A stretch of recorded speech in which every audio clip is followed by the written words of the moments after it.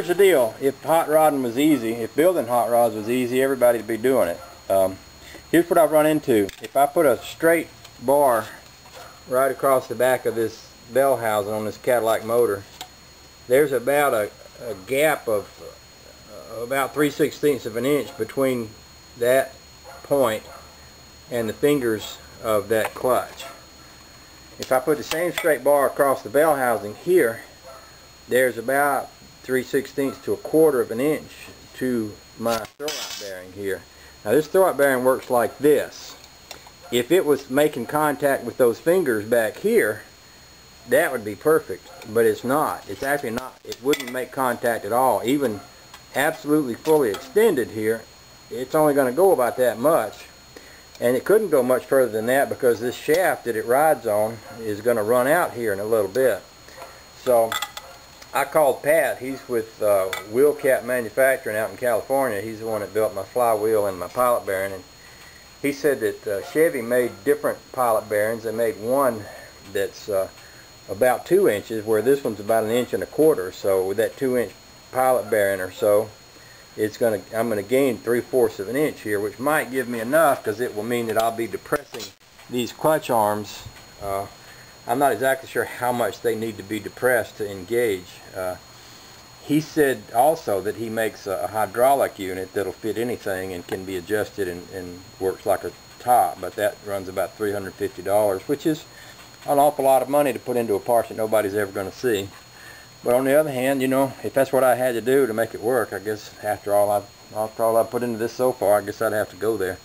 But anyway, I just thought I'd share that with you, and that means I'm knocking off for the day. The guy at the parts store said they'd have that other throwout bearing in first thing in the morning, so I'll run over in the morning and get it. We'll put it on here and see if it works. I tried putting this thing together a while ago and was having a bear of a time getting it to fit, and that's not at all a surprise or uncommon. It's pretty hard to get everything lined up just right when you're wrestling with something that weighs, you know, 75 or 100 pounds and trying to make it all fit, because it has to fit real exactly. So anyway, there's all that. If I get the right bearing in the morning, I'll look that over, and if everything looks good, I'll go back to putting this thing together. Once I get it together, we can go from there. I'll give you one more shot. That's looking directly in the hole that the transmission thing, I shouldn't say thing, shaft. Here's the transmission shaft. The pilot bearing goes here. The clutch goes here. If you look inside here, I was just curious. I was trying to look in there with my own eyeball to make sure everything looked like it was lined up right.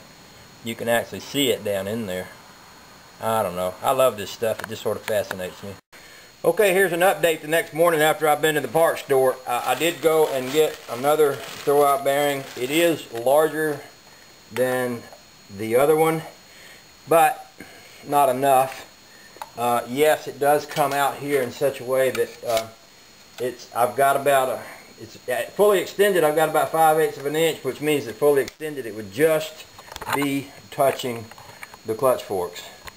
In order to get it to match the clutch forks, it's got to go further than that. And the problem is, I don't know if you can see down in here into the shaft, but this thing is already sitting way out over the shaft to the point where it's kind of hard to make this thing work. I have to play with this rod and wiggle it around, and even then, if you think about it, I've got to come out even further, which, you know, the thing can only come out so far. Let me get this off of here. I mean, if you think about it, if it goes beyond here, it would have to go, well, you see it just slipped off the end of the shaft, and right here, it's not even on anything. So in order to go far enough to work, it's going to have to go too far, and it won't work. So what it comes down to is that I'm just going to have to pay the big bucks and buy the hydraulic throwout system that Pat was telling me about.